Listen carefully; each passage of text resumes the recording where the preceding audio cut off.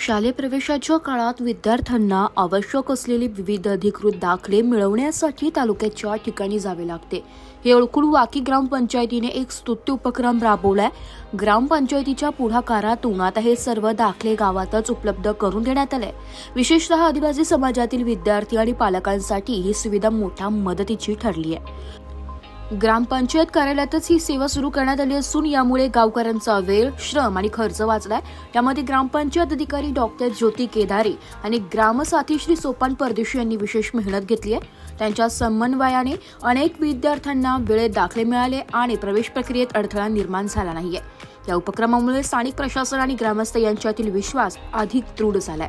नागरिकांनी या उपक्रमाचे स्वागत केले असून भविष्यातही अशा प्रकारचे उपक्रम नियमितपणे राबवावे अशी मागणी होऊ लागली आहे। ग्रामपंचायतीकडून दाखले वाटप करताना ग्रामपंचायत अधिकारी डॉक्टर ज्योती केदारे आणि ग्रामसाथी सोपान परदेशी यांचे योगदान विशेषत्वाने उल्लेखनीय ठरले।